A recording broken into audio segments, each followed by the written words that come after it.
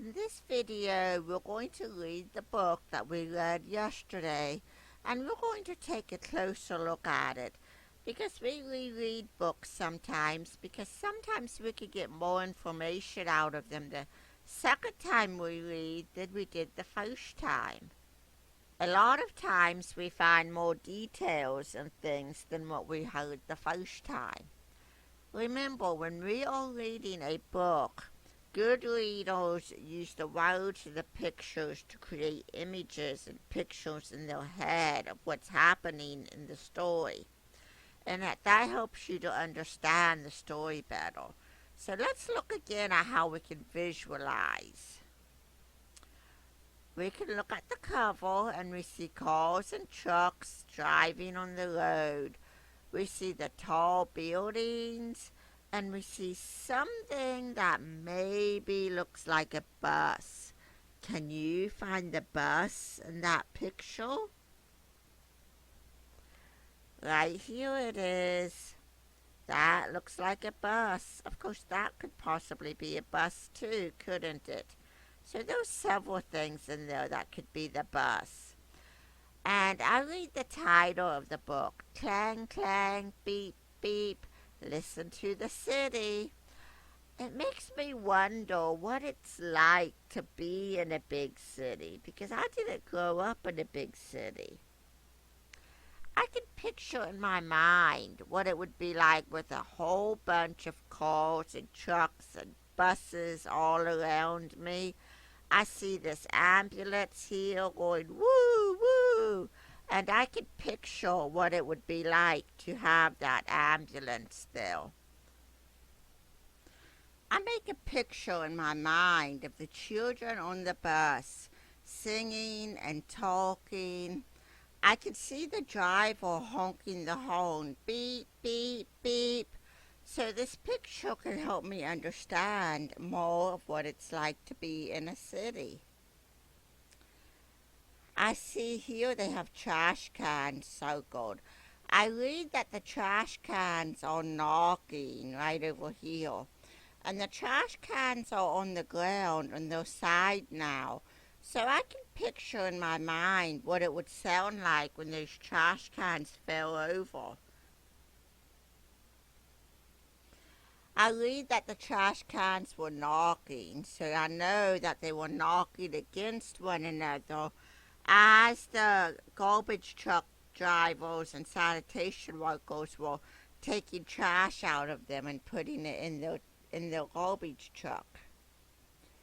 So I can picture them knocking against each other and making a loud noise. And this helps me to understand what's happening in the story as I read. Now, this is a fiction story. Remember, fiction stories have characters that are made up, people or animals. The author made them up in her mind. They are not a real person. And some fiction stories have illustrations. If they have illustrations, it's not the type of picture that's taken with a camera. Like right here, it just circled the boy's face. He is a character in the story. The author made him up to help tell the story. But the illustrator drew a picture of him because he's made up, so they couldn't take his picture with the camera. They had to actually have someone draw the picture. The illustration here shows what is happening in the story. The alarm clock is ringing, and it has ting-a-ling-a-ling, ting-a-ling-a-ling, ting-a-ling-a-ling, ting-a-ling-a-ling out from it. So that helps us to know that the alarm clock is ringing. It's not just sitting on the stand. So again, the illustrations, the pictures that people have drawn, help us when we understand the story. It helps us as we read it. So here you can see the boy's face in the window. Now he is watching the workers make a lot of noise with the trash. And in real life, it is really noisy when the garbage truck comes and the sanitation workers take the trash. But the boy in the picture, he's a made-up character. He's not really a boy that lives in that apartment. It's made up. Are you ready to begin reading the book? Clang, clang. Beep, beep. Listen to the City. By Robert Burleigh. Illustrated by Beppy Jacoby.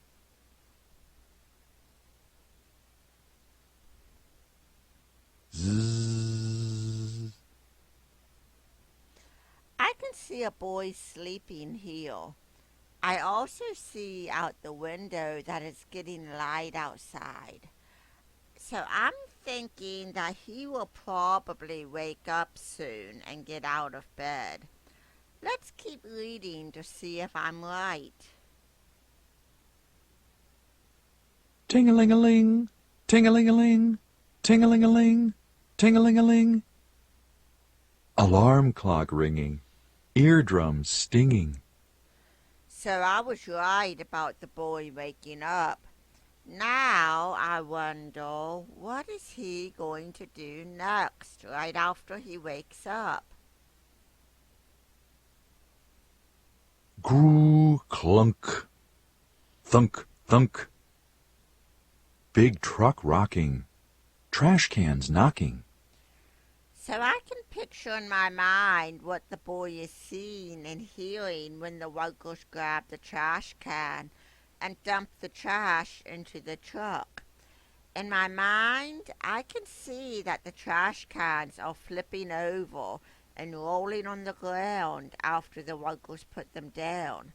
And I can hear the truck as it pulls the trash in.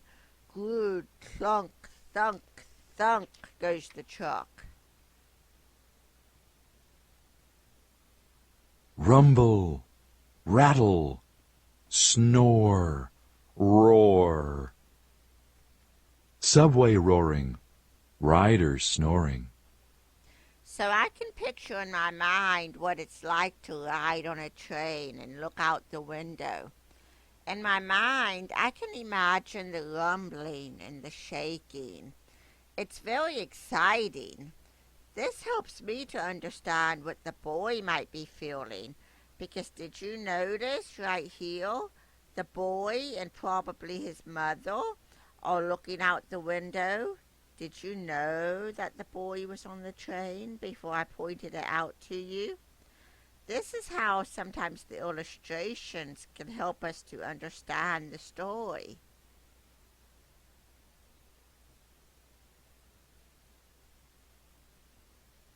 Flutter, flutter, coo, coo, coo. Pigeons strutting, kids shortcutting. Coo, coo, coo. So, did you notice in between each of these words, in between pigeons and strutting, and in between kids and shortcutting, they have spaces in between the words? That's because the letters of one word live together, like all of the letters of kids live together. But if we had kids and shortcutting all squished together without a space between them, we might think it's one word, and it would be really hard for us to read the words without the space. That's why we always leave a finger space in between each word as we write. Clang, clang, clang, clang. Bridge arms lifting, barges drifting. I read that the bridge arms are lifting, and I might wonder what that means. But then I look at the picture, and the picture can help me understand why.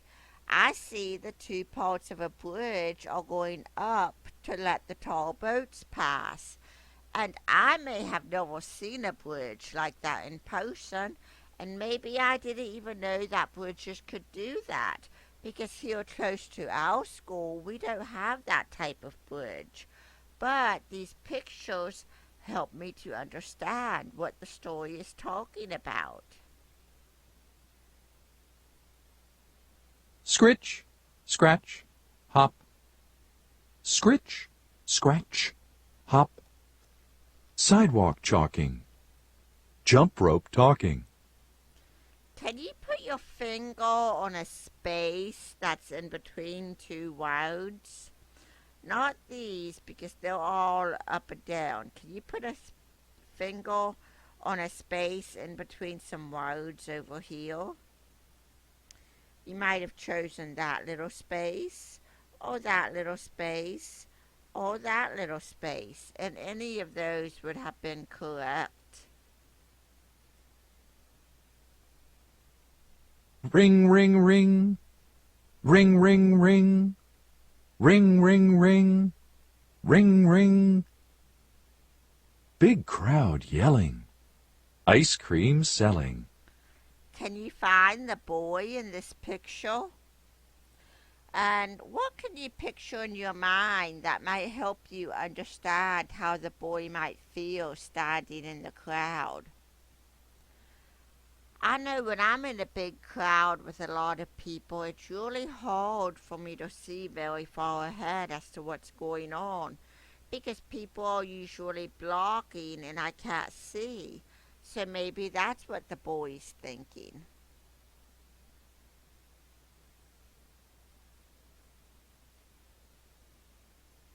Woo woo. Oh ee. Oh. Traffic streaming. Sirens screaming. Do you see the boy and his mother in this picture? They are in traffic and the ambulance is there making a loud noise. On the cover, all of the cars were making the beep beep noise too. I wonder if cars will make this noise in the story. Beep, beep, beep. Beep, beep, beep. Beep, beep, beep. Drivers shouting. In and outing. So this picture helps me to know that yes, cars do beep and make that sound in the city. Can you over here, can you put your finger on our sight word of the week? Can you put your finger on the word and? See if you can find it before I get my marker ready and underline it. Can you find the word and? Here it is, A-N-D. That is our word and that is our new word to learn this week. Kapow! Wrecking ball smashing. High wall crashing. So sometimes when a building is really old and when it's empty, it's not being used anymore, no one's living there anymore, maybe no one is selling stuff out of it anymore, then they're knocked down so that they can make room for a new building that someone can use. And the workers in this picture have put out all of these warning markers here. And these are telling people to stay away because this building is being knocked down. When that wrecking ball hits it, stuff could fly even out here. And so that's why the workers are standing far away and want everyone else to stand far away. Can you find the boy in this picture? Right there he is.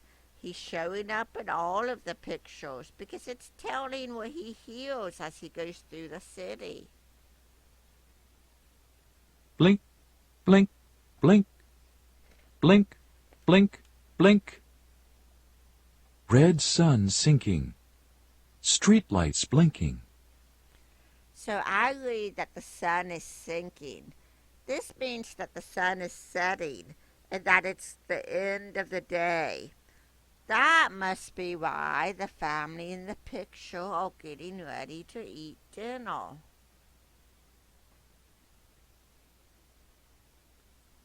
Zzz. Tick, tick. Moonlight beaming. Children dreaming. How is this picture the same as the picture at the beginning of the story? Do you know? The boy is in his bed. We have these little Z's over his head, meaning he's sleeping. We have the tick tick of the alarm clock, so his alarm clock is still ticking. What do you think is different about this story, about this page, than the one at the beginning? Look right here at the window. Do you remember what was coming in the window at the beginning of the story? Daylight, sunlight was coming in. Now look outside of that window. It's dark out. That makes me think the boy is going to stay asleep a long time in his bed. Maybe he's just laid down to sleep for the night. Shh, shh. Darkness creeping. City sleeping. So look at these words, shh and shh. Why do you think the people in the city might be saying shh? Where are the people? We don't see them in the picture. Where do you think they are? They're probably in the building, aren't they? They're probably in their homes. Maybe they have apartments or homes in those buildings. Now, why do you think they want to people and things to shh? Maybe they want to go to sleep because it's nighttime.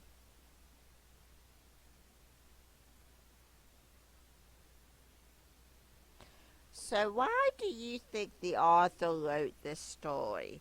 Remember, every time someone writes a story, they have a reason for choosing the story that they wrote. Why do you think the author wrote that story? Maybe he wanted to share the fun sounds.